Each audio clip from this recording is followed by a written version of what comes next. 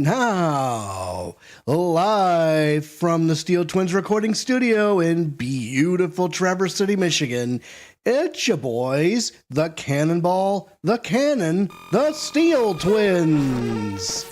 What's going on, everybody? It's Monday night, and you know what that means. That's right, voice acting night time. Thank you so much for joining us yet again on another Monday night, choosing us over the various forms of entertainment that are open to you. And I got to tell you, I'm telling you, we're just about a month away from football season. That's right. A little over a month. I mean, we still got some time left.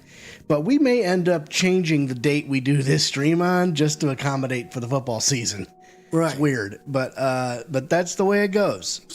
Speaking of stream, I actually, Alex approached me with a proposition earlier today, and by the look of things, and according to my agreement, and we've agreed upon changing roles for a bit. So Yep. So tune in and find out what roles are changing. Oh yeah. So it's a little bit of a surprise, Nothing too major, but there will be a subtle difference. And hey, some really awesome news. If you happen to be following or wondering about our partners or the voice actors we used to have on our channel, Misty Jin, who now goes by Misty Bell, Keyblade Sonic, and Madison Warren Combs.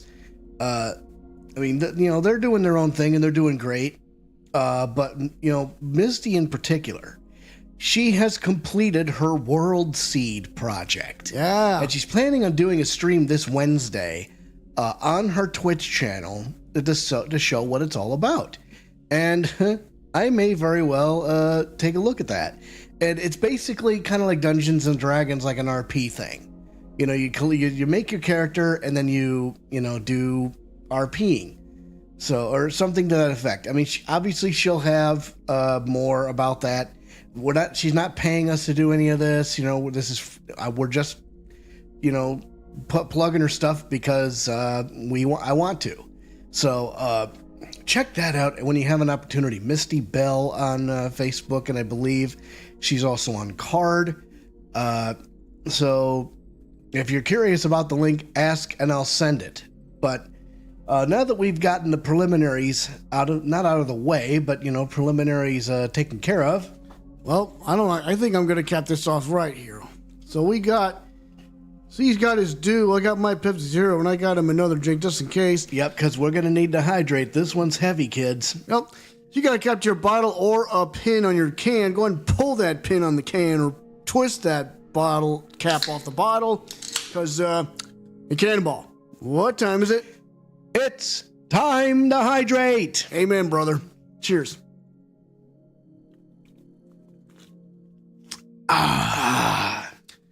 Absolutely. Nothing feels better than carbonated goodness. Except the part where you have to belch. Oh, of course. So anyway, all right, let's go to the map. I feel good. I remember the wrong show. Yeah, I do remember that vividly, though. Mm-hmm. Where in the world is Sean in San Diego? I could have done that one's for our Uncle Levi. Yep. All right, so we are going to start. Maddie! Thank you so much for joining the chat. Hey, thanks so much. You're in for a treat, Maddie. Hi, Maddie. Yeah. And your support, no matter how little you give it, is much appreciated every single time. It's major support every day. Yeah, you can't time. wait. Of course. Yeah. So okay. Yes. So we are now focused on day one of the trial of Juniper Woods, and she is going to. Obviously, she stands accused of murdering Professor Constance Court. So, what shall happen? And Miriam Scuttlebutt, a chick in a box. Why that is, I have no idea. But she will be a witness for the prosecution, and she promises to drop some juicy knowledge. Zion's in the chat. I know darn well you didn't forget the chat. No, I didn't. No way. I saw you coming in, Zion. Yeah, buddy. That's right. I'm ready for some. I'm ready to hear you roast the hell out of everybody here. All right, yeah, fire up that grill, because we're going in. It's Turnabout Academy. Shut up, clock in, and load up. I just had to say that. Okay. Here we are. October 25th, 9:47 a.m. District Court. Defendant Lobby number 3. The butterflies have butterflies in their stomach. So, what's it like to have your very own case for the first time? My heart hasn't raced as fast since I ran that full marathon last year. Junie is on trial again? God damn it, Juniper. Get your damn act together. Well, actually, this is the first time she's on trial. We turned the clock back a bit. Yep. If it keeps up, you might get a lawyer's high. You know, like a runner's high? Relax. Everyone's nervous their first time. So my fears weren't unfounded. After all, today's prosecutor is so terribly brutal and willing to use any means necessary to win a conviction. Phoenix is still looking slick. Yeah, buddy. There's that the end justifies the means concept again. Know that it has come to this? We have no choice but to fight fire with fire. The end justifies the means. There's that wacky ass smile again. Yeah. Ugh. I wish he'd stop saying that. That's your method, Professor. I'm going to defend Juniper in my own way. But Miss Sykes, just yesterday you told me. As a lawyer, what is it that you treasure beyond all else? That's an easy one, Professor. Seeking justice for my clients. But if this trial proceeds in the same manner and ends in the same way as the mock trial, would you not lose everything you've worked so hard to gain? Well, I'll just have to make sure that doesn't happen then, won't I? You better keep that in mind, girlfriend. Yep, absolutely. Because I'll be hearing that a lot. Mm-hmm. Keep going. Aye, but aren't you a stubborn one? This smile is creepy. You bet it is, Maddie. He looks like a Zeus if he was in a high school comedy with budget so low it's way deep in the negatives. Well, I mean, you know, it does kind of look like a low-rent high school comedy. Well, I suppose you will have to learn of your own inefficacy the hard way.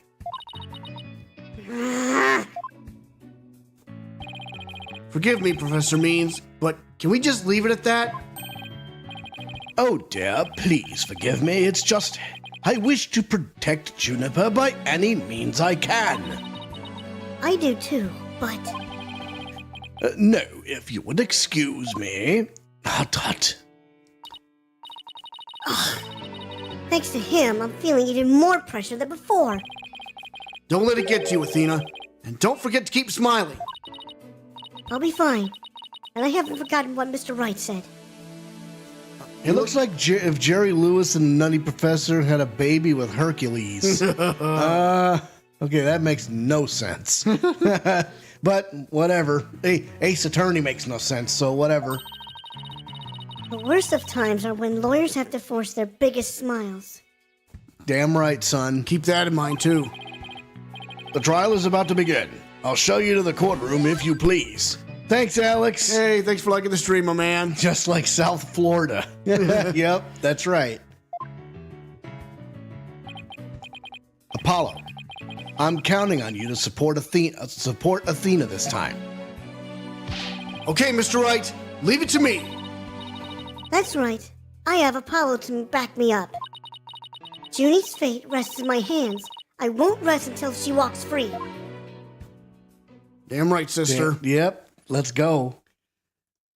Lock and load, girlfriend. It's gonna get tough. October 25th, 10 a.m. District Court. Courtroom number 4.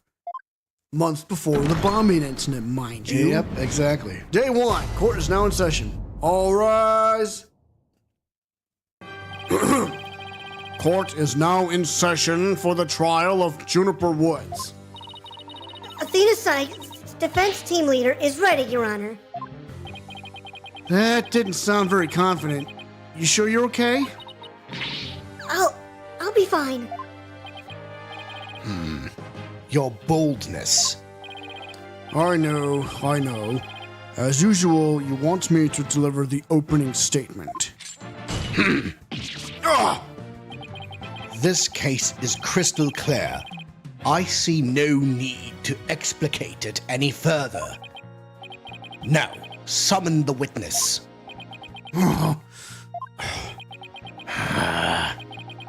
Is there something the matter? Please do share your boldness. Whatever gave you that idea? Bailiff, please call our first witness. And now we don't even get an opening statement? Guess not. Well, here he is. Detective Fulbright. He and Prosecutor Blackwell have become quite the team. Zion the Rage Gamer just subscribed. I think that's our boy Zion, boy man, in YouTube form. Yay! Thank you, brother. Thanks for the... Yep, he just subscribed to the YouTube channel. Thanks, Check brother. out the archives. They're a lot of fun. Oh, yeah.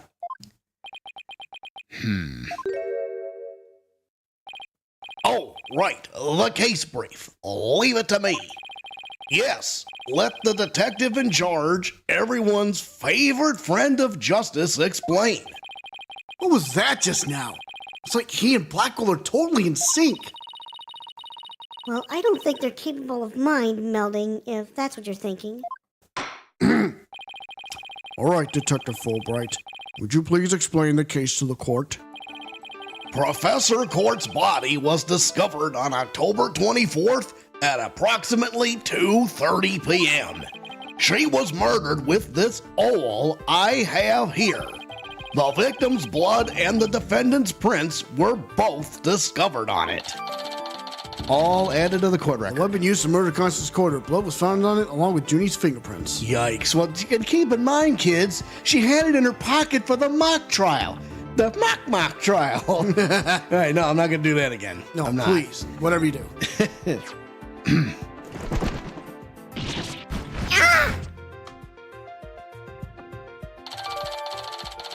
Court's autopsy report added to the court record. Estimated time of death between 6 and 8 p.m. Cause of death, blood loss from a deep stab wound in the victim's side. Yikes. So, there you go. Wow, that bird can deliver evidence too? Blackwell has trained him well. Maybe Blackwell should train it not to mess up people's hair while he's at it. Moving right along. The body was discovered on the outdoor stage, although no blood was found there. However, we detected traces of a massive amount of blood in the third floor art room. In short, the murder took place in the art room. So then, the body had been moved from the art room to the stage. Watching the first time I ever roasted someone in the game right now. Yeah, that's right. Precisely. And there is one more piece of irrefutable evidence. A recording made by a tape recorder that a school paper reporter hid in the art room. It captured a female voice screaming, "You're a goner." Oh boy. That's no good. What's this? You have such a recording? Oh my goodness. Must be from that tape recorder Miriam mentioned. But why is this the first we've heard of a death threat at the moment of the murder? Fulbright is just as thick in the head as Gumshoe. No, he's a little more. Gumshoe's not as primp as this guy is. Not as prepped. Shh, silence, please. I would like to play the tape for you now.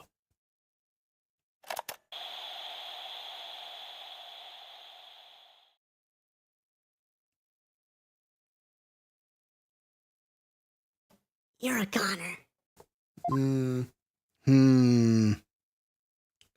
Yeah, Gumshoe's not the sharpest spoon in the bucket. It is quite hard to hear. But the voice does sound female. tape recorder added to the court record. Used by Miriam to secretly record the conversation in the art room. A woman can be heard shouting, "You're a goner." The noise and low volume of the voice have made voice print analysis all but impossible. Then you haven't identified the voice as belonging to the defendant. Not so fast. After all, voice print analysis isn't everything. What the beans? The victim was killed at night, then discovered in the afternoon the next day. The question is, when was the body moved? When indeed? Yeah, when indeed. Oh, I know. It could have been moved in the middle of the night when no one was around. Perhaps it may make sense. Sorry, but no.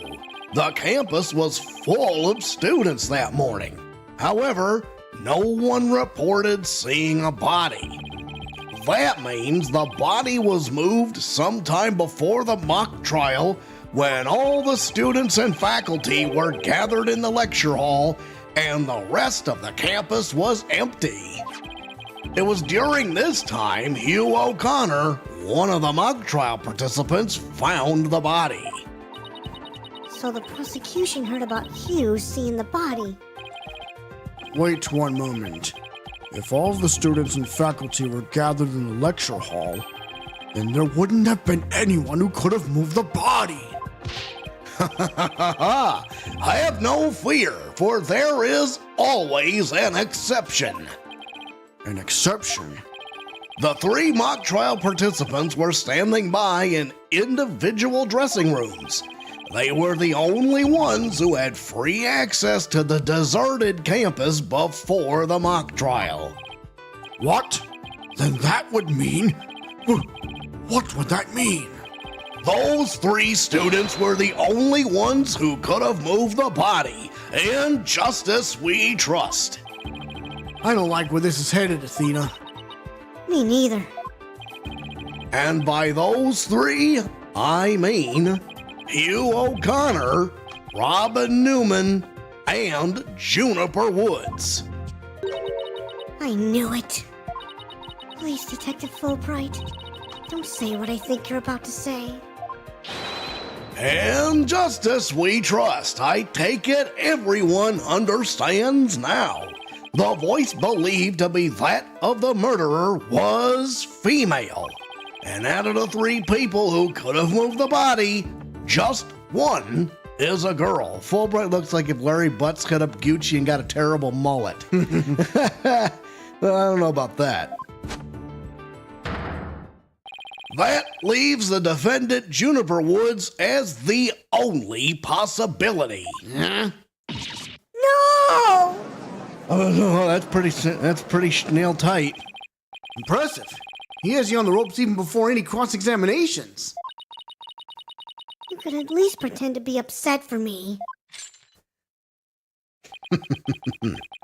A splendid job, Fulbright. That could not be any clearer. Feel free to anticipate a salary raise next month. I don't do this for the money. It's all about justice. In justice we trust. Not only a half-wit, but a perennial stick in the mud you are. I guess neither the carrot nor the stick works on Detective Fulbright. Now, bailiff, please bring our next witness to the stand. Oh, let's set. Oh, boy. That box again. So, our first witness is a cardboard box?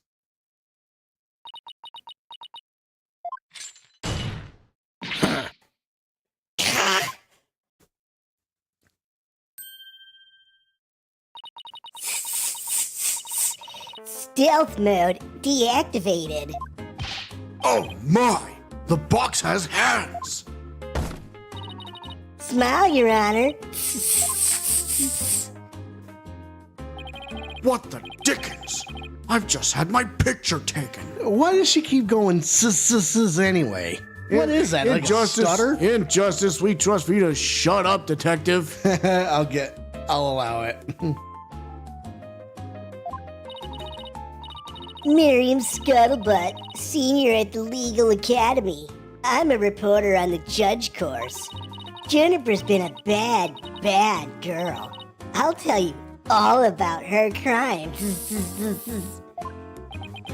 Might I ask whether you could come out of that box? Scuttlebutt, indeed. Well, I heard that name the first time. I'm like, come on.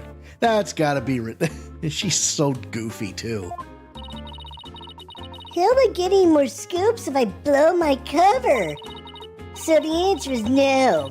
After all, covert action is an undercover reporter's bread and butter.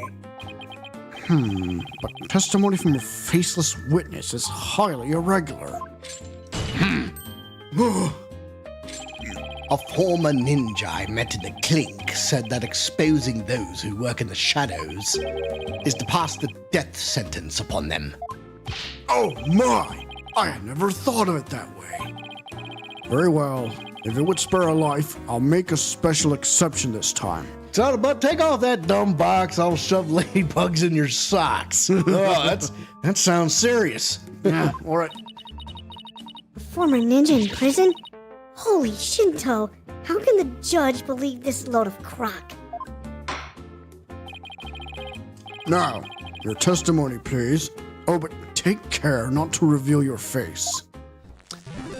Jesus. Maddie's like the stream. Thank you. Witness testimony. The similarity of the case and the script. The murder happened exactly like Juniper's mock trial script. Up until the mock trial began, only Professor Court and Juniper knew the script's content. But Professor Court's sudden decision not to use the script sparked Juniper's murderous rage. Juniper has to be a killer. She has a motive, and the murder is just like her script. The murder is just like her script? Could such a thing be true? Compare her script with the murder case and crime scene photos. Then you'll see. This is so simple, even an ape posing as a decrepit old judge could understand. Only the victim and the defendant were privy to the script, ergo the defendant is the killer. Furthermore, in the art room where the crime supposedly occurred, this witness's script, along with an envelope on which "use" was written, were found. I know the box is fragile, but if Scuttlebutt don't take off that box, I will throw her around while she's inside the damn thing. Well, you might rattle her brains, what's little of them. This proves that the accused's script had been rejected the day before the mock trial. She pressed the victim to use her script. An argument ensued, and then the fatal stabbing. That makes perfect sense. What now? Prosecutor Blackwell has all his ducks lined up in a row. He's really on the roll now. You're like a pit bull once it sinks its teeth in you. How dare she? My script ain't it all. A bum rap and phony evidence. Grudges and betrayals. Her brain is already rattled. If a Mexican band needed marcas, she would have used her head. Right. I trust the defense is ready to cross-examine the witness. No problem. I mean, yes, I'm ready. I think. Time to find a hole in her testimony and unbox the truth. I've seen it done over and over. I know I can do this. All right, Here we go. what do you want to do? Cross-examination time. The similarity of the case and the script. All right, I'll just read through the phrases one at a time. Murder happened exactly like Juniper's mock trial script. Up until the mock trial began, only Professor Court and Juniper knew the script's content. But Professor Court's sudden decision not to use the script sparked Juniper's murderous rage. Juniper has to be the killer. She has a motive, and the murder is just like her script. Care to elaborate, sister? Hold it! Anyone who saw the mock trial could have recreated the crime. After they saw the mock trial, they could have easily staged the body just like the script. Objection! Objection. Where is the trial which pits Hawk against Canary? Murderous rage. Objection! What did you just say? Murderous rage my ass. Junie's a sweet little bean. I think she's adorable. Amen, brother. Yes, sir. If he's so weary, you should try humping less. I bet that'd save some energy. This is no time for jokes, Apollo. He just called me a canary. Don't let him get to you. At least canaries pick up on things quickly, just like you.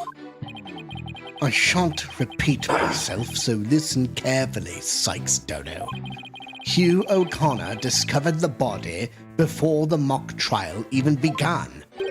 How could one stage the body as it is in the script before anyone knew its contents?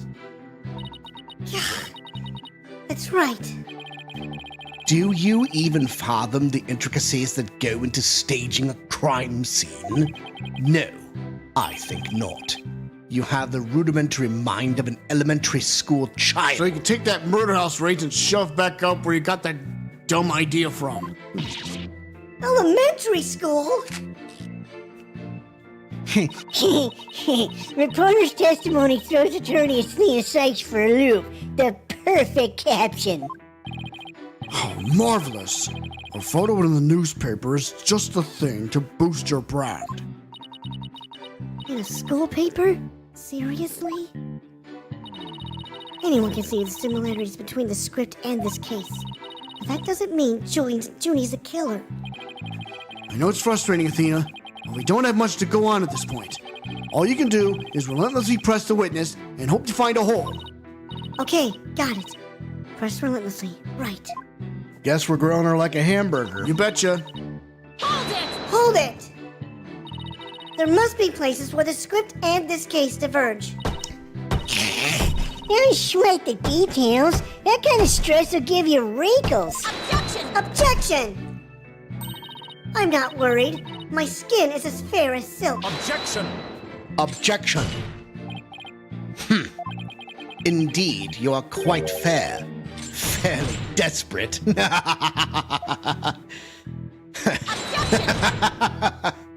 Objection! What did you just say? Blackwell really turned that one around on you. Whose side are you on? Hurry up and think of a clever comeback. Whoa, easy there, Athena. Now you listen to me. The two cases do indeed have their differences. For one, the stage hadn't yet been erected in the mock trial script. In the actual case, there were signs indicating the victim's wrists had been bound. I'm ejaculationing very quickly. Whatever that is. But such differences pale in comparison to the host of similarities. In any event, replicating the crime without knowledge of the script is an impossibility. Looks like I won't be passing this off as a coincidence. Wait till it'll burn. Try again, why don't you, Pawn of Woods? I believe you've pressed the witness more than enough, Miss Sykes. Now do you see how clear-cut my case is? Take it now, and in that fair, desperate mind of yours. Etch it deep so you may never forget. No! No! Ugh. Even my arguments get thrown back in my face. It wasn't supposed to be like this. What's with this? She's not a... Dude, I know, she's not a freaking snake. Yeah. She's just parodying him. Yeah, thanks to Metal Gear for that reference, though. Yep. What am I gonna do?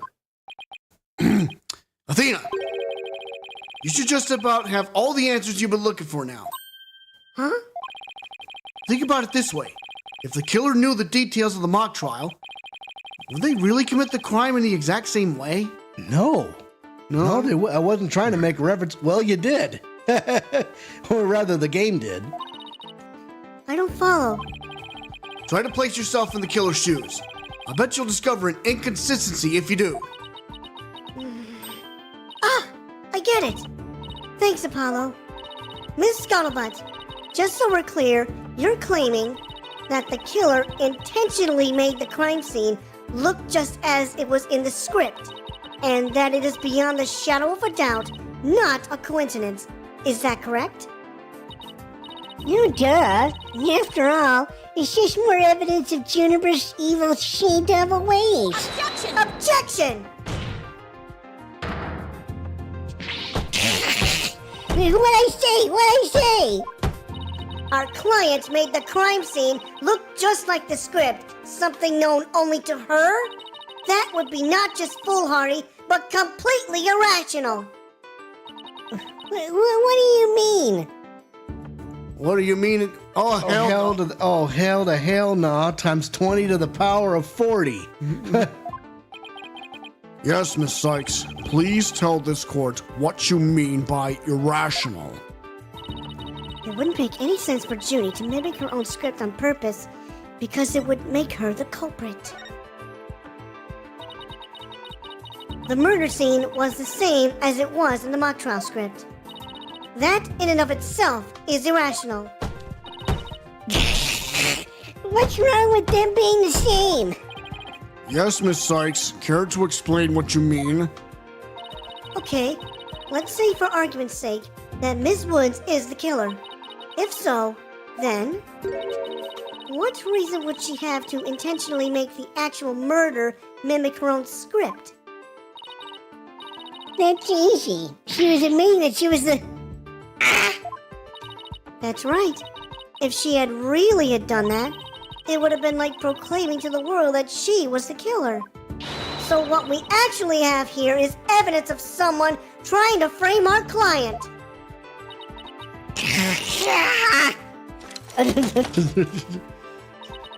The body was found the day of the mock trial. In short, the day the details were revealed. So it would be completely inconceivable for the murder to go exactly like the script. Don't let it go to your head just yet. Objection. It would seem Justice Dono's comrade-in-arms has finally drawn her sword. However, the blade is dull, and it shall remain so until you master its use. Enough of the stupid sword metaphors already! There is a perfectly good reason for the inconsistency of which you speak. Reason? What reason? Must I spell out everything? You are what people today call high maintenance. The accused had intended to stop the mock trial, and in that event, nary a soul would have been the wiser to the similarities of the case and the script. Objection! Objection! No! The mock trial was only stopped after the body was accidentally discovered. Objection! Our witness here had also discovered the body. In fact, she was led to our dearly departed professor by the accused herself. What? Miss Scuttlebutt saw the body too? Precisely. And with the discovery of the body, the mock trial ought to have been cancelled. Wait, so you didn't call the police? Yep, I kept it secret for my big scoop. You can't do that! I made her pay long and hard penance for her sin. Did I not, my little box top? Compared to the work of a war correspondent, the sheer terror of that was... Gah! Jeez, I wonder what the Twisted Samurai did to her. Block off all the holes in her box. And spin her like a top while Detective Fulbright cackle in delight? I'd pay money to see that. That sounds more nauseating than scary. Enough jabbering. Witness, continue your testimony. Here, Mr. Samurai, I'm ready to finish off that she-devil. All right. Oh, boy. Witness testimony. Why the heck she got knee pads on? What Scuttlebutt saw. I snuck into Juniper's dressing room while everyone was in the lecture hall. Juniper had changed into her stage costume. I asked her, what are you doing? When suddenly she fled into the hallway as if she wanted me to follow her. I followed her all the way to Professor Court's body. She led me right to it. I'm positive it was Juniper because she was wearing the costume that she'd made. Oh, the costume? Hold it! Why did you withhold such key testimony? What's that supposed to mean? Athena, you haven't even started your cross-examination. I know, but her testimony points to her as being a potential suspect.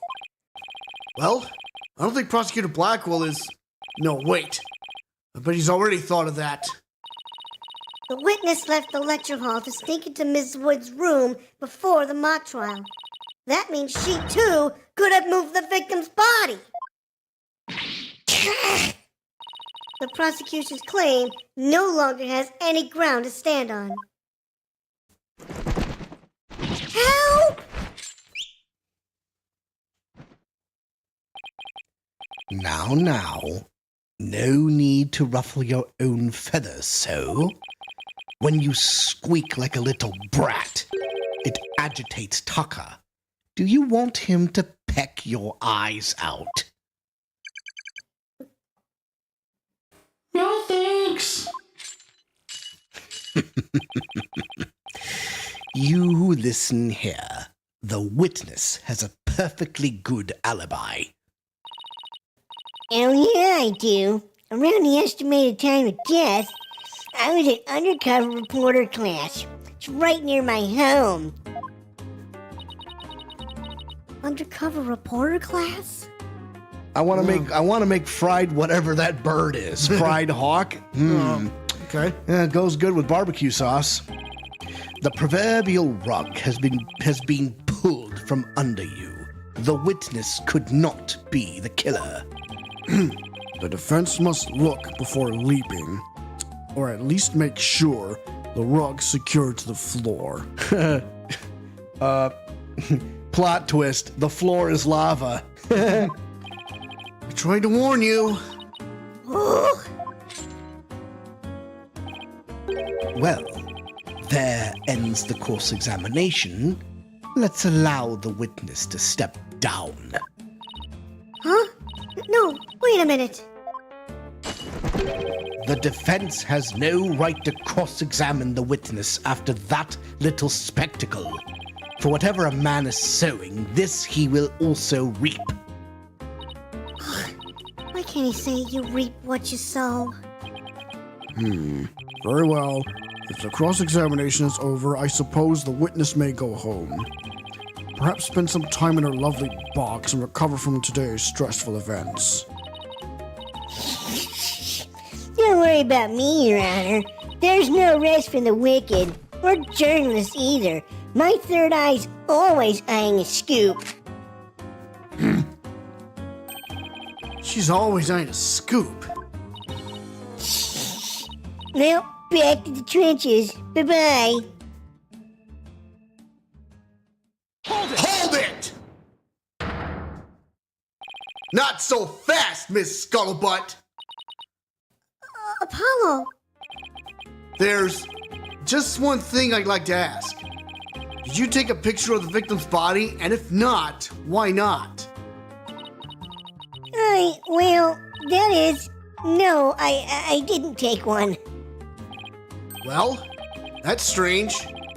Why wouldn't you take a picture if you're always eyeing a scoop? Did you or didn't you really see the victim's body? It's not like I actually saw it, but... What the devil? Did you hear that, Your Honor? The witness didn't actually see the body. That completely overturns the prosecution's claim that the witness was led to it.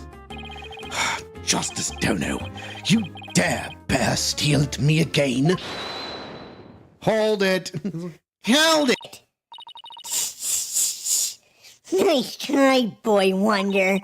So what if I didn't see the body? The fact remains that Juniper led me there. Feast your eyes on this. Oh. What exactly am I looking at here? It's a crucial movement forever frozen in time by my third eye. A photo clearly showing Juniper Woods.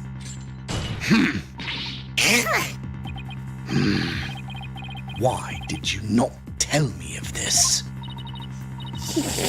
It's a shocking scoop I was saving for just the right moment. And that would be now, right here in court. Surprise! Hey, what I do? Only journalists keep their scoop secret until the right moment. She's pretty brave hiding it from Blackwell like that. Or pretty stupid. Well, this is an unexpected turn. Athena, about this picture, see how it only shows the back of the subject? So then, Right. Who knows whether this photo shows Juniper in the first place? Objection. A completely irrelevant point. What is relevant here is there was someone who did try to lead the witness to the body. Take a gander at this, the route by which the accused escaped. The witness pursued the accused this way after she fled the dressing room.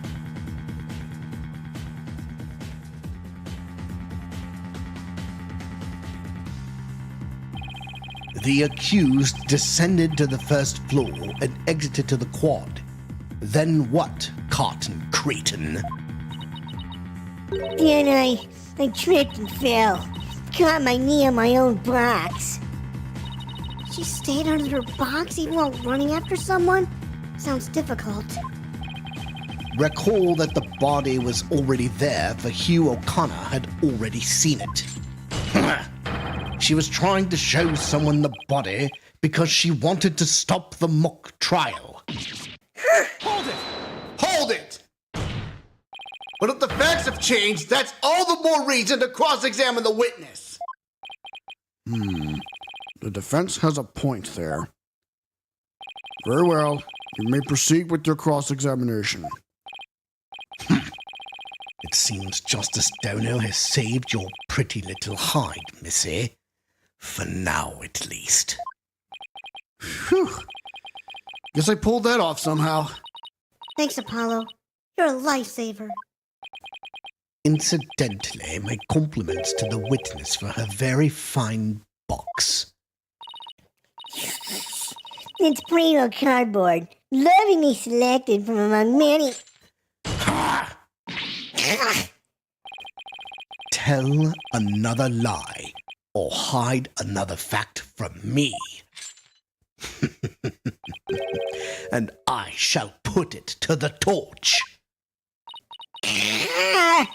Please, anything but that. I think it would be more eco-friendly to recycle it, but that's just me. All right, Miss Sykes, you may cross-examine the witness. A roundabout way of getting to there. Jesus. Wow, that's a lot. All right, cross-examination time. What's Scuttlebutt saw? I snuck into Juniper's dressing room while everyone was in the lecture hall. Hold it! You said you snuck in, but why would you do something like that? Because if I got a big Scoop on Juniper, club membership would go through the roof. Right now, the newspaper club has only one member, me. The club's history once I'm gone. So the famous Herald's brand recognition is a matter of life and death. Her means may be questionable, but her motive is surprisingly sound. Extra, extra. Students seeking the thrills and chills of expose journalism report to the club room. This has been a paid advertisement. Anyway, where was I?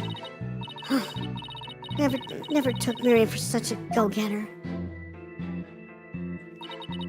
Jennifer changed into her stage costume. I asked her, what are you doing? Hold it!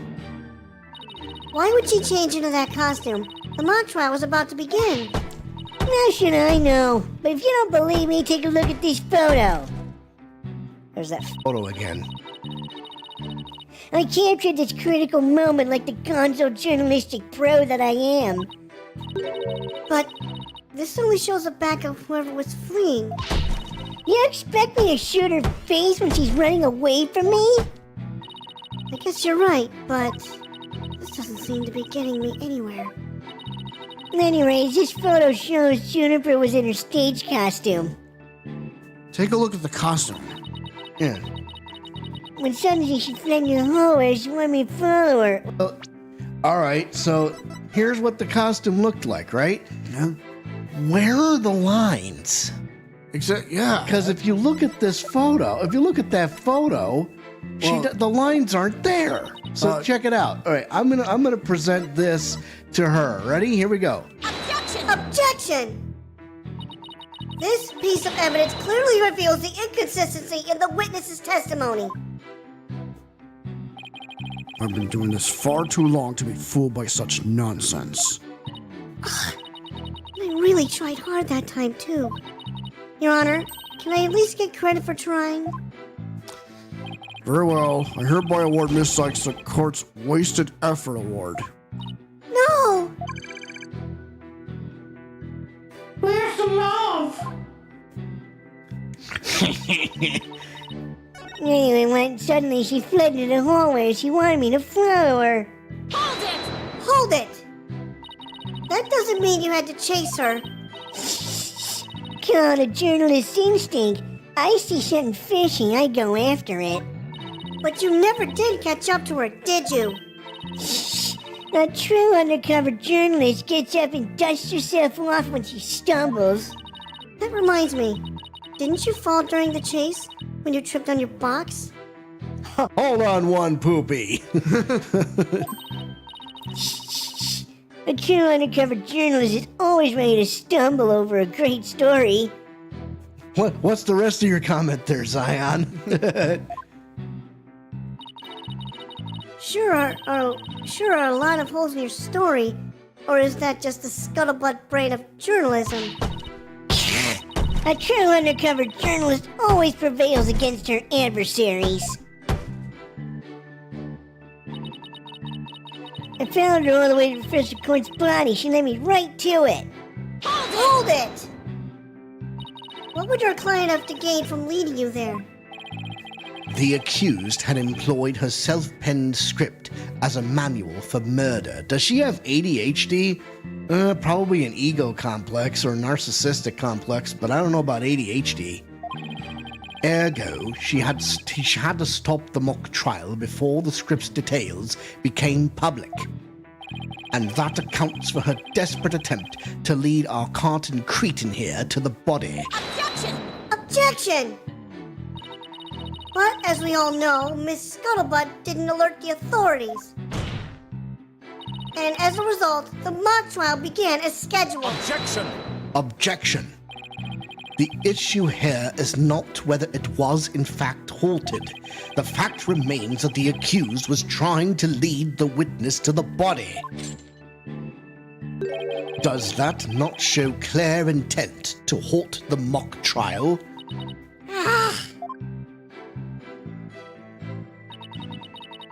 I'm positive it was Juniper because she was wearing the costume she'd made.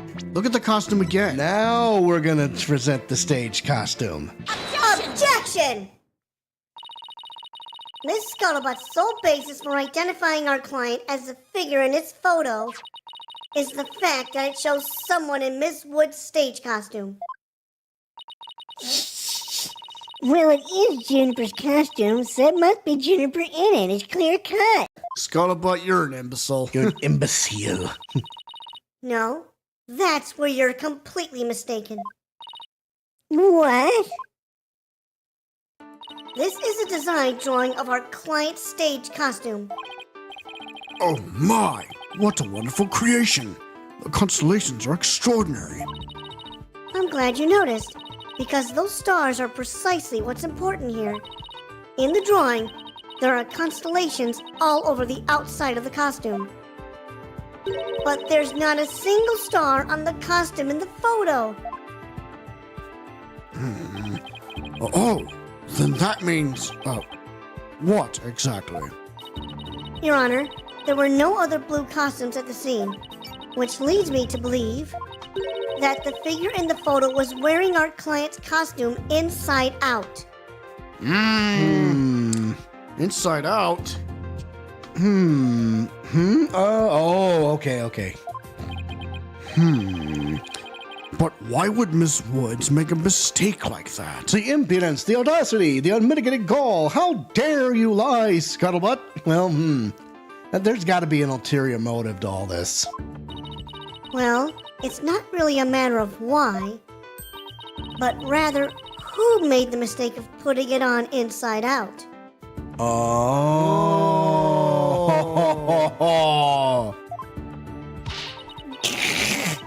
Wait, you're not suggesting... That's right. I'm glad you're catching on.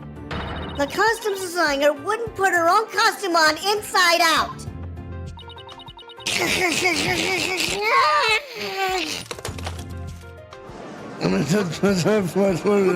What the heck's going on? Sorry, Miss Scuttlebutt, but doesn't believing you had to scoop when you really didn't make you a failure as a reporter? And I called the Grinch. Failure as a reporter?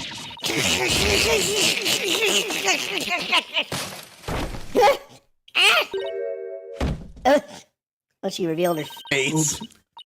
Why, hello, Miss Scuttlebutt. So nice to meet the woman beneath the box. Oh, for half a second, I thought she was going to have like a hog nose or something. She actually isn't that bad looking. You didn't see nothing. Objection. Now, I would have you stop right there, Sykes Dono. I really like that voice, by the way. Thank you. For it is the why of the matter upon which I would have this court focus. What do you mean? Ms. Juniper Woods, Yes? what were you doing on the morning of the mock trial? I was in my dressing room, painting my costume in fluorescent paint. Fluorescent paint? My design drawing shows twinkling stars on the costume. I was going to make the costume shimmer like that by painting the inside fluorescent. What was that again? Fluoride? Did your costume have cavities? Oh, God. Not fluoride. Fluorescent isn't glowing. Paint will make it glow in the dark. Yes. So you applied that to the inside of the costume. And then? I let it dry for a while because I heard it takes a long time. So I put the costume on my mannequin inside out. Oh. Inside out? So then, I just want to hug Junie. This is a photograph of the inside-out costume taken in the dark. As you can see, there is a heavy layer of paint over the entire inside surface. Take a look at something here. Well, obviously that's, you put your hands there, because that's what you use to hang the thing up on, right? You want to check the court record? Sure, but... Well, look at that, hold on. No, there's no article. You see that? This guy here? Yeah. I don't mean to guide you, but... No, Yeah, look carefully. Hey! Look at those hands! Uh-huh. What's going on here? Uh-huh. Why the heck does he have yellow paint on his hands? That's our next question. Oh. All right, keep going. If someone were to properly don this costume in this state, the wet paint would get all over their body. Why, yes, I believe it would. Indeed. Ergo, the costume was worn the way it was, not by anyone's mistake. But because this was the way it was on the mannequin, inside out. Glowing costume photo added to the court record. Photo of the stage costume taken in a dark room. A coat of fluorescent paint made it glow. Figures he would have a photo. Did we just fall into his trap? How many traps are these people gonna fall into? Yeah, I bet Blackwell had it all planned out. Still, I think you should give this photo a nice long look. We already have. Oh, please tell me you found something that doesn't add up. Check out the chest area. That kind of looks like handprints to me. Hey, you're right. But Judy would know better than to touch it while the paint was still wet. Objection. I believe the term to describe your thought process is wishful thinking. After all, if master painters make mistakes, why not a rank amateur such as the accused? Objection! So basically, you're saying my claim requires evidence to back it up? Evidence? That shouldn't be a problem, right? After all, you've come this far. Apollo 11 Creed, you wasn't helping at the beginning, now you want to help. Just because I've come this far doesn't mean I thought everything through, though. What? You mean you've just been bluffing? What did you expect me to do? I'm sick of losing to this guy. But you're right. There's only one thing left to do at this point. And that's to present some evidence. Pronto! A showdown, is it? I gladly accept. The fluorescent paint must have struck to the hands of whoever touched the costume. And that paint should glow in dark places. So I just need to carefully check every last piece of evidence. This piece of evidence shows who touched the costume. Here we go. Baby, take that! A school newspaper? Interesting. Take a look at the photo where the lights are dimmed and the spotlight is on Miss Woods. Athena, don't screw up. She ain't going to, dog. Observe Mr. Newman's hands in that photo as he stands at the prosecutor's bench. As you can see, it's glowing, just like Miss Woods' fluorescent paint. It is glowing. Quite brightly, I might add. Well, he was the one that touched the costume. Oh, the red dude did it! But he touched the costume. I don't think he actually did anything. But why would he put fluorescent paint on his hands for the mock trial, you may ask? The answer is he wouldn't. Not on purpose. It got there when he put the costume on. Oh, that means what again? It means the figure photographed in the costume was not our client, Juniper Woods. It was her classmate, Robin Newman. What? What the heck was Robin doing there? I knew there was something evil about that mother. To think you were actually able to prove that! Yeah, well, and I don't think there's anything evil about him, dude. Well, you never know what's gonna happen next. That's the thrill of the courtroom. So then, does that mean that Robin is our man? No. I don't know. I don't think so. I don't think he'd be able to do it. He's not our suspect. I mean, he's a new suspect based on this evidence, but why the heck did he touch the costume? Not to mention the fact that he has discord in his heart. Yeah, he has discord in his heart about something, so I think we just need to figure that out. Yes. Well, that's certainly how it looks. Very well. Robin Newman it is. He is here in the gallery, I trust. Show yourself. I challenge you to a duel. Looks like that new witness is coming in. Oh boy. Oh, he, Will the witness please state his name and occupation? I'm Robin Newman! I want to become a great artist. I practice day and night. Yeah! No! That's not it! Art's gotta be sincere, man! So, for occupation, should we put down budding artist? Hurry up and book his loud ass. I don't think he's our guy, guys. I honestly don't think he is. No! Themis Legal Academy Senior Prosecutor Course! This brace is proof of my masculinity. I've been training to be a prosecutor for 18 years. I think that brace is for something else, but I want to know what the heck it's about. I assume you will be cleaning up the pottery you smashed before you leave today. See you, fourth wall. Ah! Oh, man!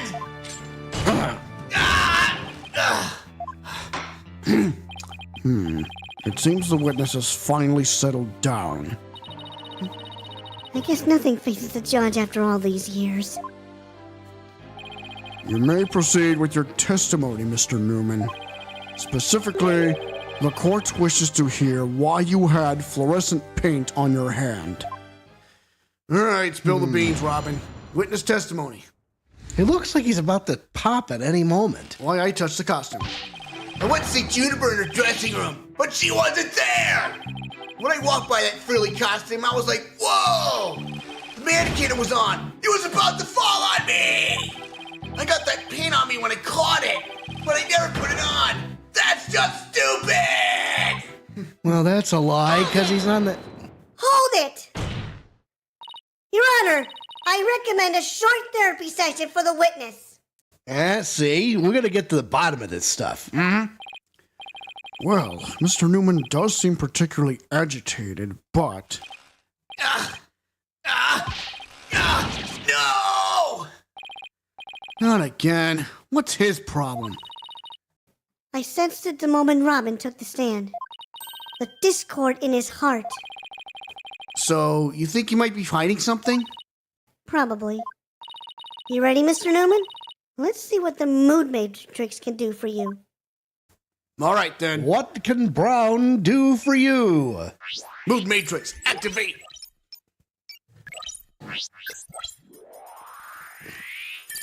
I'm not even gonna... Okay, yeah, let me just walk through this. All right. I went to see Juniper in her waiting room. Okay, okay, so she went to see Juniper, right? No emotions, but she wasn't there. Surprise. Okay. When I walked by that frilly costume, I was like, whoa, yes, that makes sense. Surprise and happiness. The mannequin was on. It was about to fall over. And yeah, the surprise is, that makes sense. I got that paint on me when I caught it, so the surprise fell off. All right. I never put it on. That's just stupid. Well, why is he angry? Well, I don't know. He's a... Got it! Mr. Newman, this emotion is inconsistent with your testimony. What are you talking about? It's not true! My only emotion is testosterone-fueled stubbornness! Yikes! I really wouldn't call that an emotion. Wonder where I went wrong. Well, better try that again. Bring it on! A million times or a billion! I don't care! So that's not So it. that's not it. So the surprise went down. Yeah, he's not as surprised as he would have been if it was when he caught it.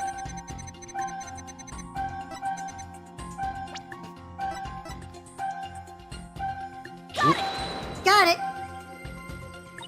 Mr. Newman, this emotion is inconsistent with your testimony. What are you talking about? It's not true! My only emotion is testosterone-fueled stubbornness! Ah! Not again. Well, better try that again. Alright then, I don't care! So it's got to be this one, because why was he happy on top of surprised. Yeah, Oops, hang on. yeah, exactly. That's the only other thing I can think of. Yes, of course. Got it. When you mentioned the stage costume, I sensed a sudden, powerful feeling of joy. Would you care to explain, Mr. Newman? Wait, what? Why would a frilly scarf thing and a long skirt make me feel like that?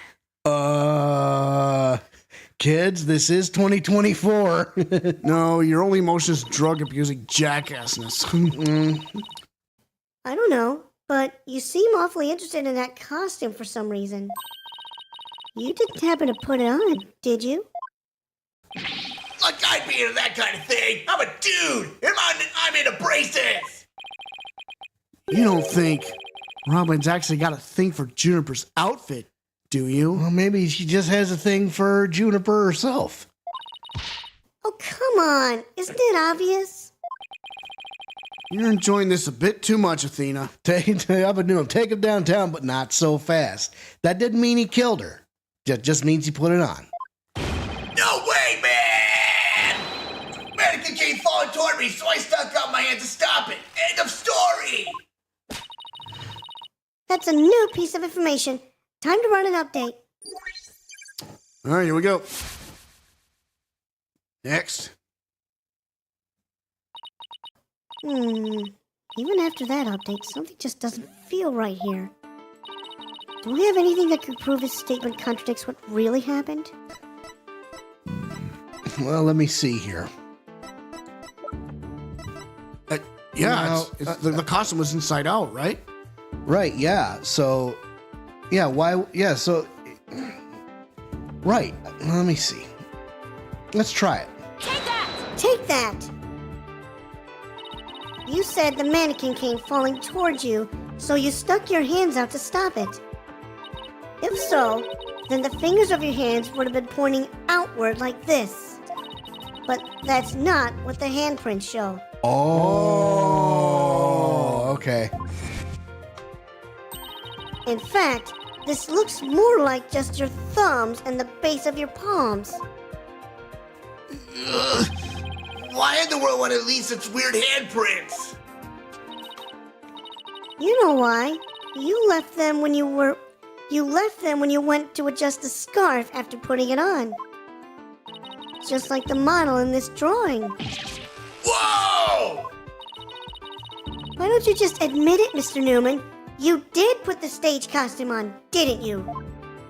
And you really do like Miss Wood's clothes, don't you?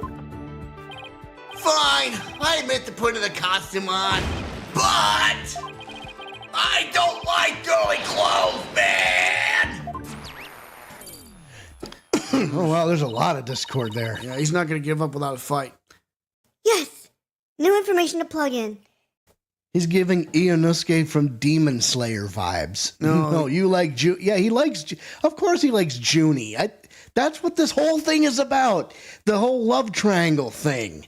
So, but anyway, Time for another update. it's just like pulling teeth here. Snuck in, knowing the costume was there. My heart was pounding, even though I'm a guy. Now, why is he sad and happy at the same time? Who wouldn't like Junie? She's so adorable. I think sadness is the unexpected. You want? Got it! There! Another emotion that doesn't fit. So what? You really started to get on my nerves, man! Mr. Newman, you got excited when you put the costume on, but you also felt sad. Who cares if I felt sad? It's no big deal! Okay, Mr. Newman, out with it. Why did you feel sad? You're hiding something, aren't you? Ooh, no! You're not fooling anyone anymore. Now tell us why you were sad. Okay, fine! You're gonna be that way, I'll tell you! The real reason I felt sad is... No matter how much I dress up, I'll never be as pretty as Juniper! Okay. I just want to squeeze those adorable cheeks of hers. Well, no offense, but his habit of shouting at the top of his lungs doesn't exactly help. No, that's not it! I totally own those girly clothes. I should have been totally pretty. But, there's something that keeps getting in my way! The braces. Oh, so he's in love and he's jealous of her clothes. Wow, that's a lot of anger and raw emotion right there. His heart is crying out in pain. His emotions are out of control. Out of control emotions. We saw those during the Ninetales Vale incident. So all we have to do is find the source of his uncontrollable anger, right? Right. Help me look for a conflict between his statements and the images we see. If we can find that, we can wrestle him away from whatever's tormenting him. Mr. Newman said there's something getting in the way of him being pretty. Something that doesn't go with girly clothes. What could it be? Fine, I'll testify, man! Ooh. Wow. Warning, anger alert. I snuck in knowing the costume was in there. My heart was pounding even though I'm a guy. It's true, I felt a powerful feeling when I saw that long frilly scarf. Keep going. Yeah. I admit it, I wore girly clothes. Okay, well. I felt like a diva when I pulled the hood over my head. I felt so right. I was totally dressed up like a girl. But that brace is in his way, isn't it? Try that. Got it! Yeah. Mr. Newman, you feel a great deal of anger towards your brace, don't you? Is that what you feel is holding you back from being as pretty as you think you should be? What? Mr. Newman, the truth is, you really want to take that brace off, don't you? So he wants to cross-dress. Classic soap opera plot. No way, man! This is a symbol of masculinity. I could never take it off! Is it that you can't take it off?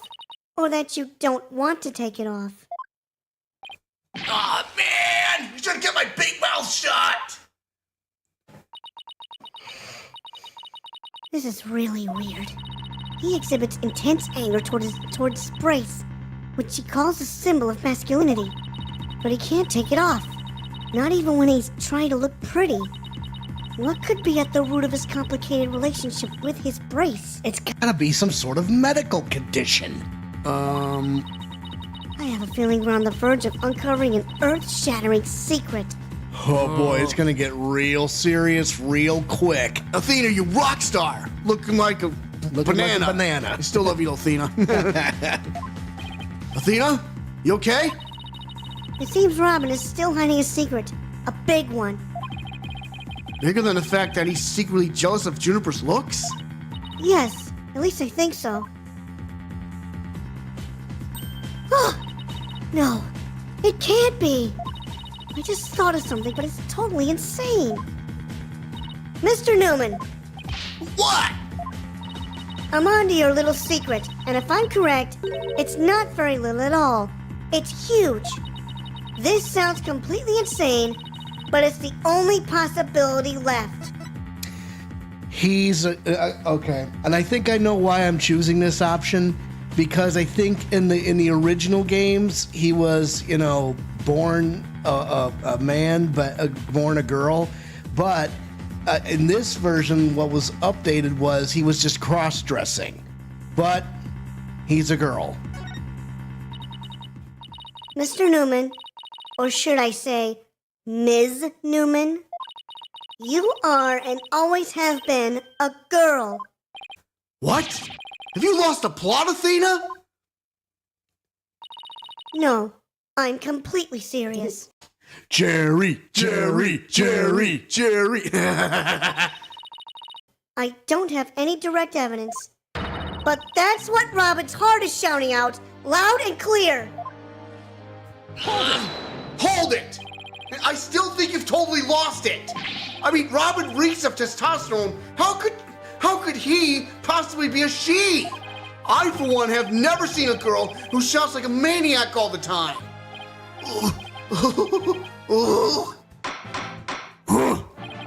I've seen plenty of witnesses in my day, but if he's a she, then she's the most convincing actress I have ever encountered. Therefore, let me pronounce my verdict. Robin Newman is without question a man. Oh boy.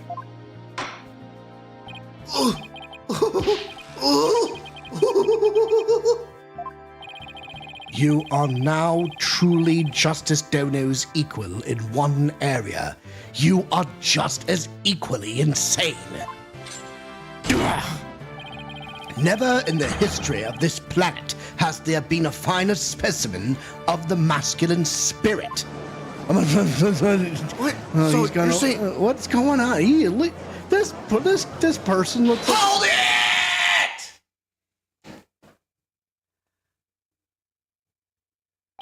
Oh. Ah! You guys are not talking about me! Ah! I'm...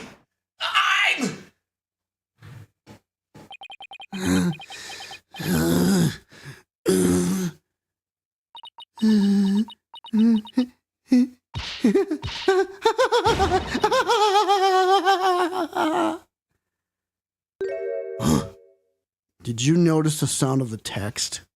Yeah. Well, the brace is off. Uh-oh. Ah! The brace! It's...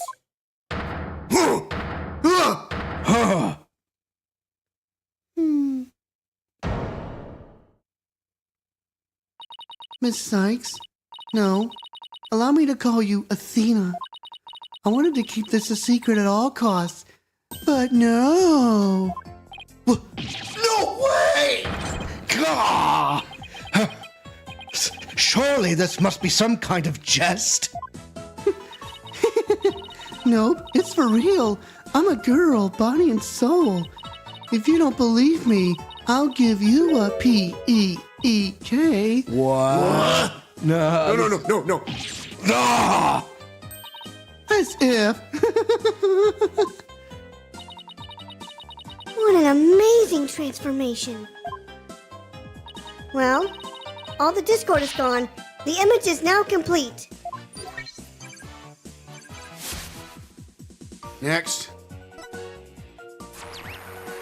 Whoa, There goes the Discord. What a load off. What in the world? That's one secret revealed.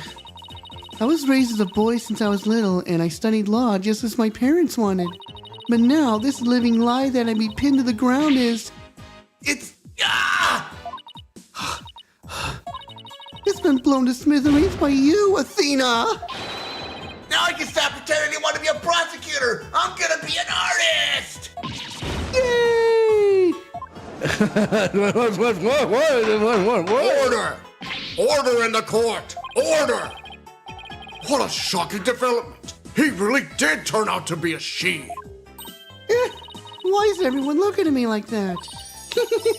I feel like a movie star or something. But no paparazzi, please. I value my privacy. Okay, why? Brah!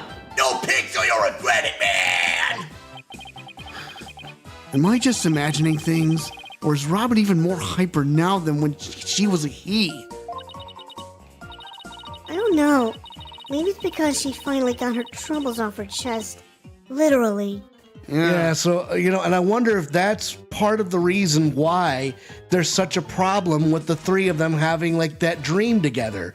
Because Robin never wanted to be a prosecutor. She wanted to be an artist. Yes. So that knocks out the dream, the quote-unquote dream right there. Oh, boy. The whole thing, from the last episode, if you guys remember, they were talking about how they were going to take on the dark age of law as a prosecutor, a lawyer, and a judge.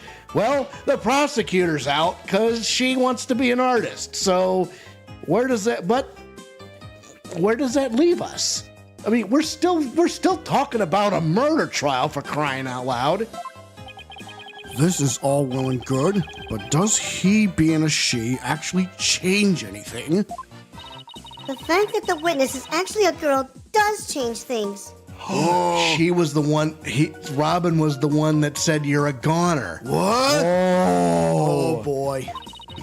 Because there is now a piece of evidence that we must reevaluate. Very well. Let's see what the defense has for us now. What piece of evidence must we reconsider now that we know that the witness is a girl? I'm going to use story mode, but I am almost positive it's the tape recorder. I was right. Oops, sorry. This is what I'd like the court to reconsider. Oh, the tape recorder. The one that recorded the threat. You're a goner. That's right. And we have already established that it's a female voice in the recording. Of all the students who could have moved the body before the mock trial was to start, our client was the only female if you exclude Miss Scuttlebutt because of her alibi. And that is why the tape recorder made our client the prime suspect. Ah, so then... That's right. The witness just revealed that she's a girl. Therefore, if we are using the voice in this recording as the basis for hurling accusations, this witness must be labeled a suspect too. Oh no! Listen to that music, folks. Oh, boy. Ladies and gentlemen, the courtroom revolutionaire has arrived. Wow! Talk about a sudden turn of events. You've done it. You found a hole in one of the prosecution's key pieces of evidence. Yeah, but wow, that was a lot of work for a single one. Objection! Objection. Not so hasty now. You're forgetting that only one person here was privy to the script. Ergo, Miss Juniper Woods is still the prime suspect. Objection! But Miss Newman hit the fact that she was a girl, both at the crime scene and in court. I'd say that puts her in camp suspicious. That's not nice, Athena. How could you accuse me of being a killer? I mean, I'm just a weak, innocent little girl. Just thinking about that murder makes me... Yeah, she fainted. Objection! Objection. Suspicious is as suspicious does. Undoubtedly, the witness does have some sort of connection to this crime. Perhaps our newfound lady is merely feigning ignorance. We can surmise that she lent support to the principal offender, Juniper Woods. By leading Miss Scuttlebutt to the body, that would make her an accessory to the crime. How can you say that? I'm not an accessory to any crime, Mr. Birdman. Objection! Objection. Birdman. In any event, with the witness as an accessory, it explains quite a bit, does it not? Objection! He made it all make sense somehow.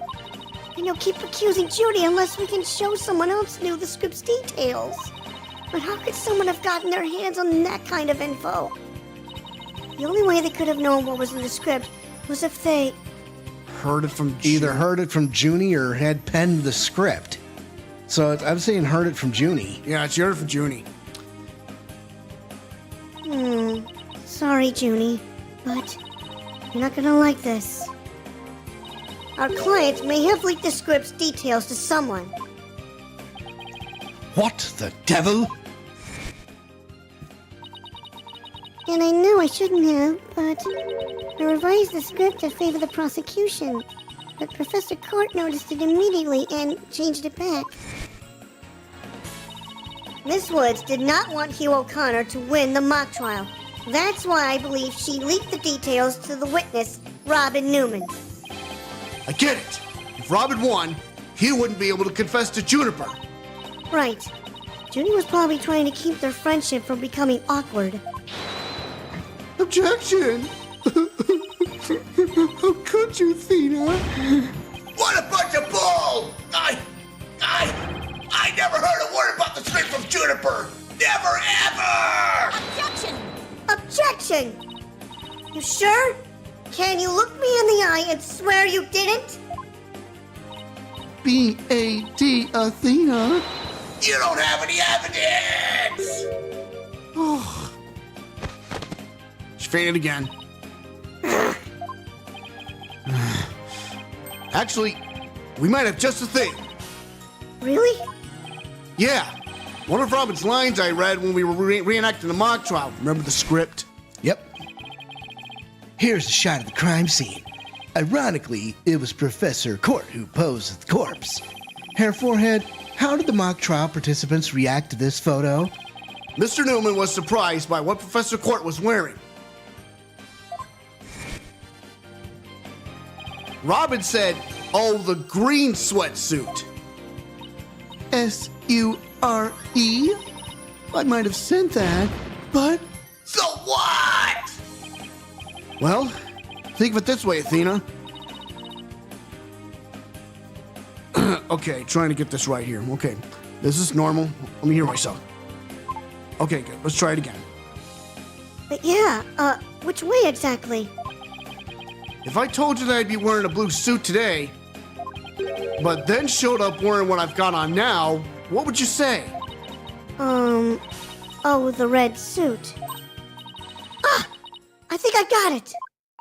Your Honor, we have evidence proving that Ms. Newman knew the contents of the script. The defense moves to present said evidence to the court. Very well, Miss Sykes. Present away. This evidence proves that Ms. Newman had prior knowledge of the script's contents. Ready? 3, 2, 1. Take that! The mock trial script? Ms. Newman, during the mock trial, you were shown a photo of the victim's body. And reportedly, you reacted by saying, "Oh, the green sweatsuit." Oh, yes, I said that. What's your point? You seem to have some issue with the green sweatsuit, and I think I know why. The proof is in the script, specifically on the things to prepare page. Let's look at this. So, things to prepare. All buy with school. Oh, that's right. Sweatsuit. Victim's outfit will be a red one from the prosecutor course. Ding, ding, ding, ding, ding. Oops. Continue. Sweatsuit. The victim's outfit will be a red one from the prosecutor course. You were surprised because the sweatsuit in the photo was green. But if you didn't know about the script's content, then that shouldn't have surprised you! No! Oh, she fainted again. I thought we were friends, Athena. How could I have been so blind? In light of her privileged knowledge, I move to declare Miss Newman a suspect, Your Honor.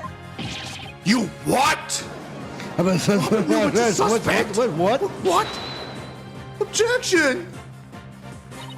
If knowing script details makes me a suspect, then there must be others besides me. What? I mean, someone else could have also seen Professor Court's note. What note? Note? What note? The professor and Juniper were working together to prepare for the mock trial, but only one copy of the script was made to prevent it from being leaked. But that gets kind of inconvenient, right? You're not seriously going to suggest... But it's the truth. Professor Court did do exactly what you're thinking. She didn't write down any of the proceedings or the truth behind the case. But she did write a note to herself about the props and details about the victim's B-O-D-Y. She didn't write down any of the proceedings or the truth behind the case, but she did write a note to herself about the props and details about the victim's body. Is this really true, Miss Newman? If you don't believe me, send the police over to my house. Tell them to check the pictures on my camera. I thought it might give me an advantage. So I took a picture of the note. I'd say she's telling the truth. Wait a sec. If there's a note with details about the body, then that means there are others who could have made the murder look like a client's script. Yes, I believe you're right. Apparently, this case isn't as clear-cut as Prosecutor Blackwell would have us believe. This new revelation blasts a big fat hole in the prosecution's case.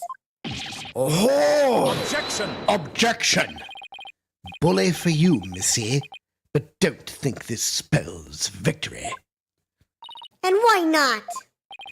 The battle is still young, and my blade is now fully drawn.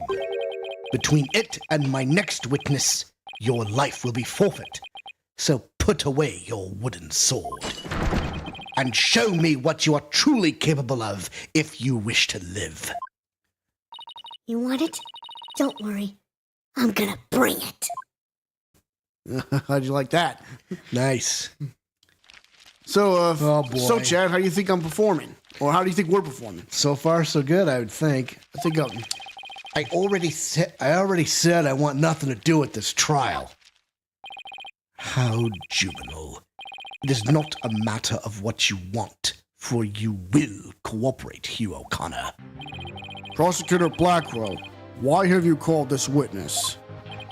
You will recall that the day before the mock trial, in short, the day of the murder, the accused testified that she left for home at around 6 p.m.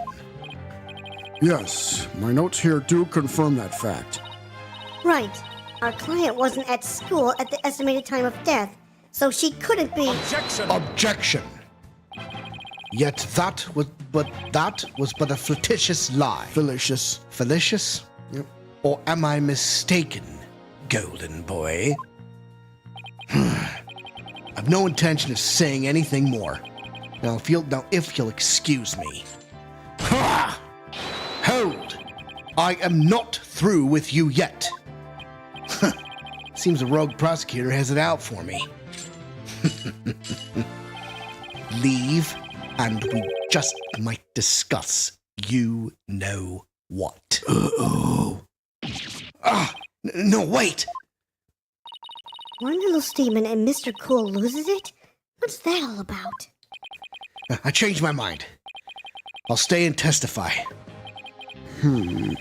Are you sure, Mr. O'Connor?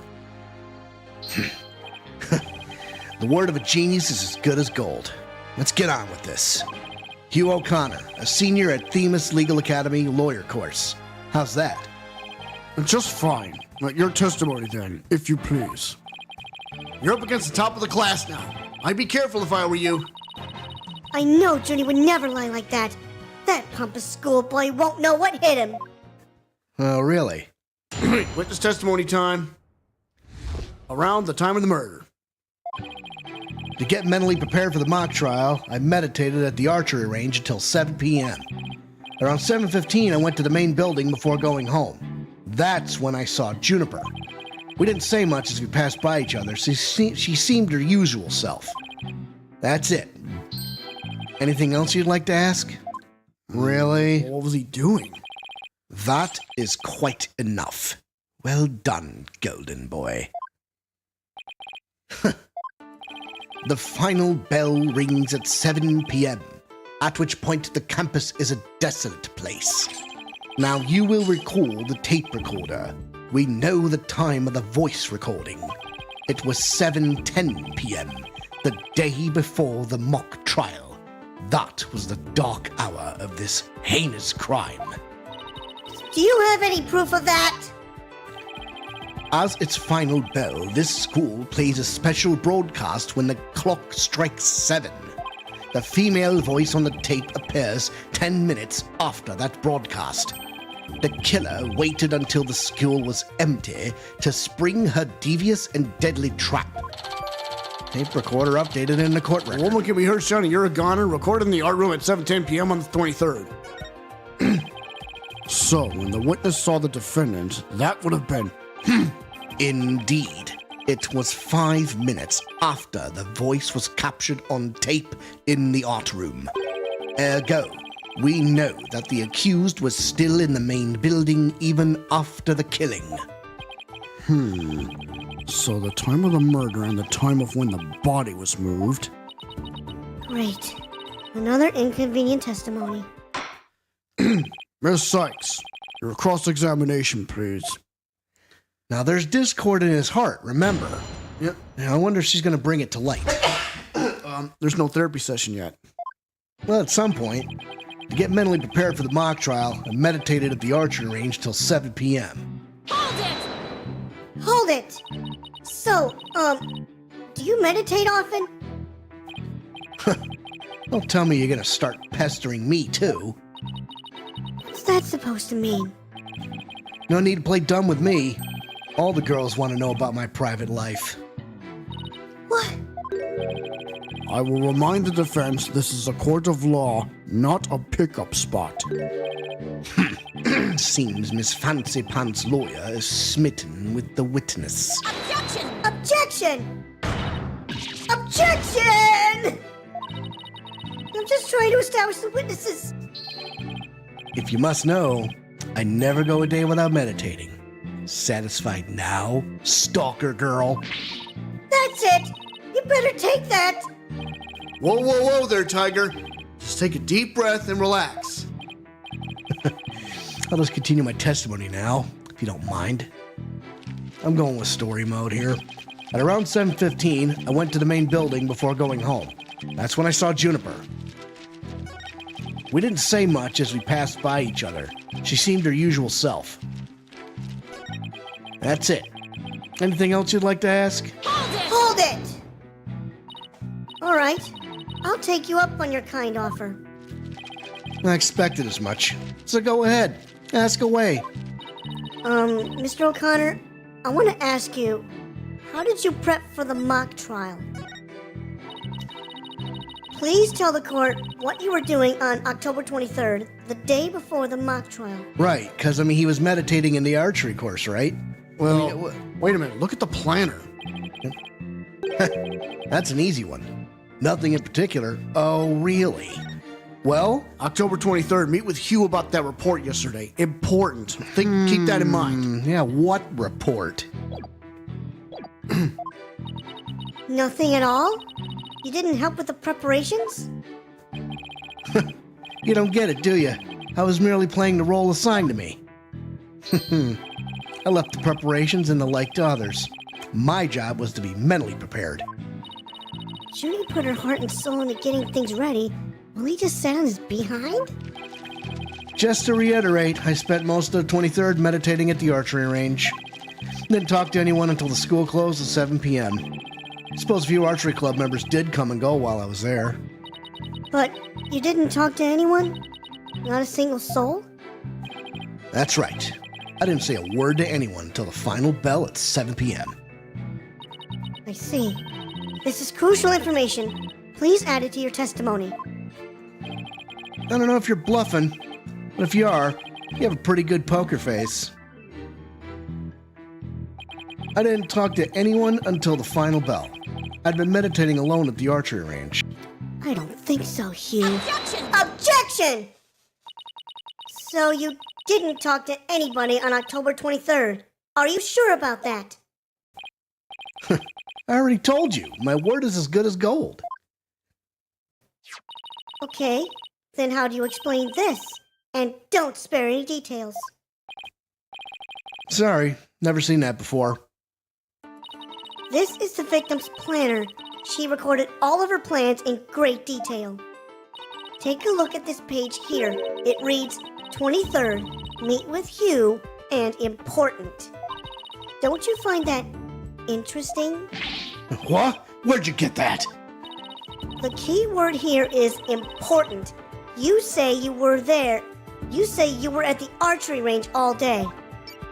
But you also said a few students came and went while you were there. That doesn't sound like a great place for an important talk. But the entire campus was buzzing with activity before the mock trial. Where could they have possibly had a private conversation? I thought about that too. But the situation changes after the last bell. What's this now? The witness stayed after the last bell. in order to have a private talk with the victim. Am I right, Mr. O'Connor? This is insane. Objection. Objection. Must we go through this yet again? I suppose you also have no evidence as usual. No, I don't have any direct evidence. However, the witness was meditating until after the last bell, and he attempted to conceal his private meeting with the victim. First Robin, now me. Who are you going to accuse next? You're just another unscrupulous attorney looking to get ahead. Don't let him get to you. He's definitely hiding something. I mean, he was supposed to meet with the victim around her estimated time of death. I had my suspicions about Robin, but Hugh seems just as guilty. These three are the only possible suspects after all. Mr. O'Connor, answer me this. Did you meet with Professor Court that day?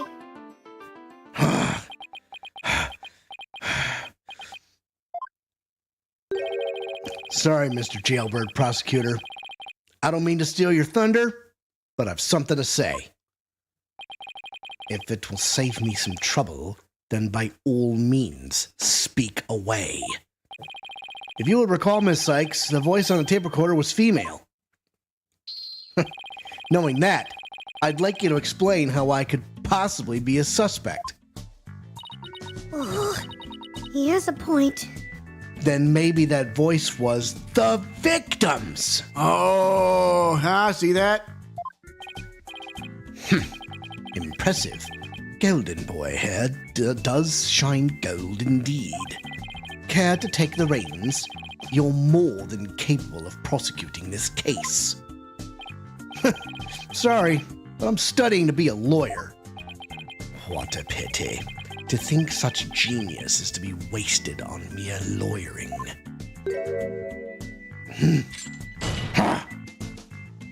At last, your moment is here, Sykes Dono. Time to refute Golden Boy's statement and prove that you're the young prodigy worthy of the badge on your lapel. Could he lay any more pressure on? The voice is unmistakably female, so there's no point in arguing about that. Yeah, you're right. In which case... To whom does the voice on the tape really belong to? The victim. The voice on the tape belongs to the victim. That's the only thing that makes sense. Objection. Objection. Are you mad? The voice on the recording says you're a goner. That is something a murderer shouts at their victim, not the other way around. Yeah, that is a problem. You're a goner. You're a goner. You're a goner. Hugh O'Connor. Uh-huh. It says the same thing. Athena? You're a goner. You a goner. Hugh a corner. Hugh O'Connor? Wait a second! Whoa, Athena! You're scaring me here! You're scared? I'm terrified for even coming up with this! With what? Prosecutor Blackwell, you wanted to know if I am worthy of my badge. Well, I'm about to show you why, despite my age, I can wear it with pride. Oh, then can I take it you won't be changing your argument? Still, it stands that it's a bit odd for the victim to be the one yelling, "You're a goner." I agree, if that's what the victim was saying, but it's not. I assume you have something to back up your assertion, Miss Sykes. Not exactly. But you don't have to add fuel to his fire, Your Honor. If it is indeed Professor Coit's voice on the tape, then she was shouting because she was scolding O'Connor. In a skull. Scolding her or being threatened, but I would like to call one basic fact into question. Is that shout on the tape really saying you're a goner? What are you up to now, Athena? Professor Court's planner says she was supposed to meet with a witness for an important talk. Perhaps our witness, despite being a genius, had done something wrong, and this made Professor Court get angry with him during their private meeting. I don't see how this changes what we heard on the tape. Well, if you want to see how it changes things, then let's try a little experiment. Your Honor, I want you to yell at the witness as if you're mad at him. But, and this is important, use his full name. Okay, let's see. Hugh O'Connor. What did I do to deserve that? Yes, like that. Now try again, but faster. Hugh O'Connor. Hugh O'Connor. Hugh O'Connor. Hugh O'Connor. Wait a second. No, this can't be. Objection! You think I'd spend the energy to lead you this far if it wasn't true? But it is, Your Honor. Humans are not perfect. That's a scientific fact. We sometimes mistake shadows for monsters or the wind for voices. Now that you mention it. You can do this, Athena. Just give the old guy one more little push. The sound on the tape recorder never was the phrase, "You're a goner." That's only what we thought we heard, when in fact, it was the witness getting yelled at. The court will note that this is different from the selective hearing men are so good at. I think you're right, but what was that last part again? Selective hearing. Never mind. The important thing is that the voice that was recorded isn't our client's. And since it was the victim scolding the witness, he must now join the list of suspects. Objection! Objection! I had thought that testimony would suffice, but it seems it has come to this. I will not allow such fallacious quibbles to upend this case. The prosecution has one final piece of evidence to present to the court. Evidence? What's he gonna pull out now? Feast your eyes on this photo and let me see that insolent look vanish from within them. Still love that voice, by the way. Thank you. So there she is. Let's see here. Oh, it's a picture of the defendant and the victim. Now, let's see what else about that photo might be goofy. I think so. It's at 7:10, so holy shit, that's like 5 minutes before she died. It's 7:05, but yeah. It's 5 or 10 minutes before she died. But is there anything else in here? Let's keep going. The photograph shows professor and student preparing for the mock trial together. Wait, was this taken in the art room? The room where the murder occurred? Indeed it was. But the revelations did not end there. Do you see the clock on the wall? It reads 7:05, a mere 5 minutes before the voice was recorded on the tape. What? The accused brutally stabbed the victim to death 5 minutes after this photo was taken. School camera photo added to the court record. Photo of the art room while preparations were being made, taken on the day of the murder. Now, hang on a second, though. Maybe it was Junie saying Hugh O'Connor.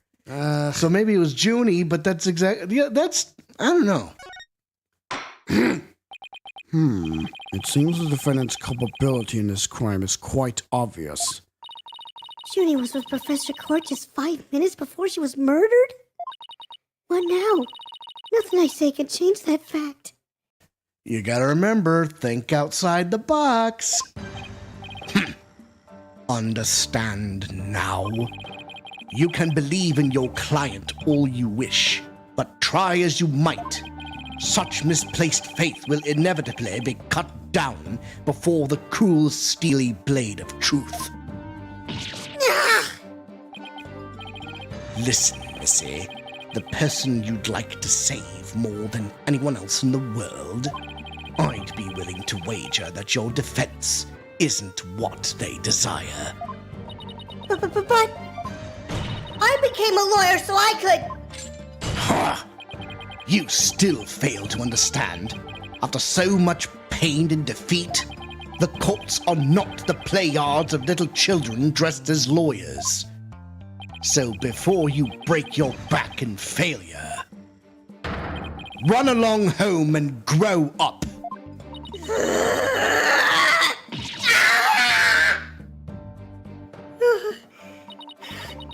If he thinks I'm giving up now, he's got another thing coming. I have to find my inner strength if I ever hope to save him. Him? Him being who? But I can't think of any way to strike back. The worst of times when lawyers have to force their biggest smiles? That's impossible. How could I smile under these circumstances even if I forced it? Who's him? Don't you mean her? You mean Junie, don't you? Something's going on here. Oh boy. This is better than bad. Who knew Blackwell had that one waiting in the wings? Why didn't that twisted samurai just present it at the beginning? Wait, maybe this was his real plan? Was he just trying to show me how weak and powerless I am? Maybe he's right, because I really haven't got a clue. Who's the real killer? Who murdered Professor Constance Court? Robin Newman, a girl who had been forced to live a lie as a guy? Or was it Hugh O'Connor, the honor student who had met with Professor Court? There seems to be little reason to debate the defendant's guilt any longer. The time for a verdict has come. Objection! Uh-oh. Robin? No! That's not gonna happen, man! What's the meaning of this? You can't interrupt the judge about to hand down a... Maybe, but false verdicts are a N-O-N-O. What? Ms. Newman, please explain yourself. Juniper's not the killer. I know because I know who the real killer is. What? You do? You know who the real killer is? What is she up to now? Yep, I know because the real killer is... She's confessing right now. M-E, me. What the? What? It was me! I did it alone! Just me! I don't get it. Why is she confessing? Ms. Newman was witness near the stage.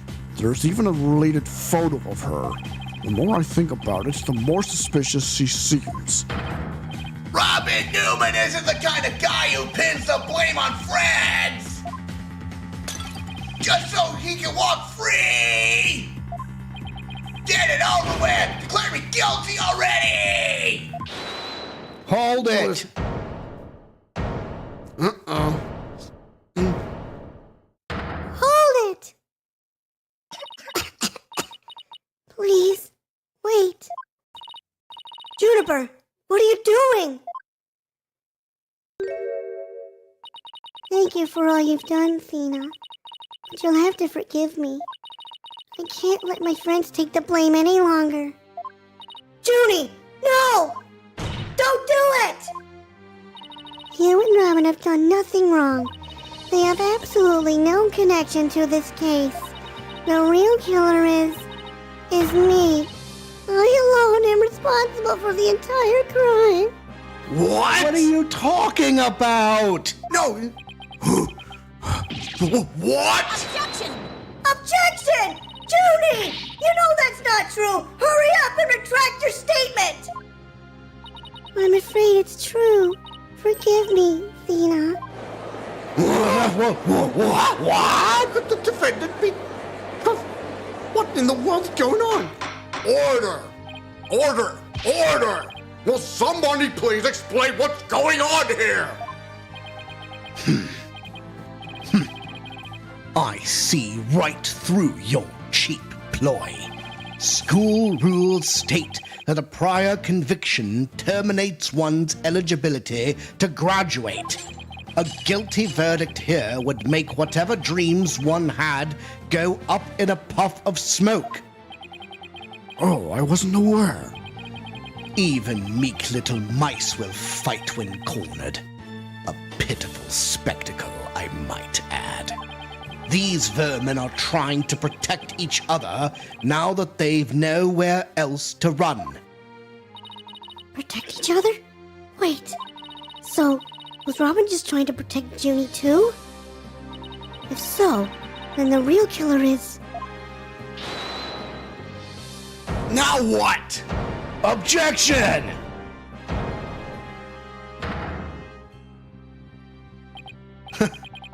This whole thing's a joke. Uh-oh, now it's Hugh's turn. What? What is wrong with kids these days? I know what just crossed your mind, Miss Sykes. You think I'm the killer, don't you? Wow, he really is a genius. He even knows what you're thinking. I think it's about time I told you the truth. And I'll even get right to the point. It was me. I did it. Wait. What? What's happening? What's going on? What? Hey! What? I don't get this. What? Now both potential suspects are claiming to be the real killer. I am so confused right now. Remember, you always have to go to the truth. It's always about the truth. If you still have doubts, how about I detail my murder plot? It's absolute genius. Enough of this nonsense. This is a court of law, not the set of some high school drama. I see I have no choice. I'm afraid I'll have to... Oi! Wait your boldness. I'm sorry, Prosecutor Blackwell, but I'm in no position to hand down a verdict just yet. I am hoping that the defense and prosecution can come up with some airtight evidence. That is why I am giving you both the rest of the day to continue investigating this case. Pinch me. I think I'm dreaming. Fine. Do as you wish. This brings today's proceedings to a close. Court is adjourned. Oh, man. Oh my God. I think we better cut it here. To be continued. Yep, that's right. That's been 2 hours. We can't continue from there. Tune in next week when we find evidence and eventually dig up the truth. Yep, you know something? Because here's the thing. There's still some discord in Junie's heart and Hugh O'Connor's heart. Yep. So keep thinking. There's one other suspect we have in mind that just keeps standing at the edge of our brain. Any guesses who it is? Here's a hint. He has the creepiest smile known to man. Oh, I've got a gut feeling. So, Gut feeling. want to know more? Tune in next week. Yeah, so let's next get back to intermission. So, for the package Andrew Steele, I am the Cannonball Alex Steele. We are the Steele Brothers, and we are for real. Top guys out. Ciao. Adios, muchacho.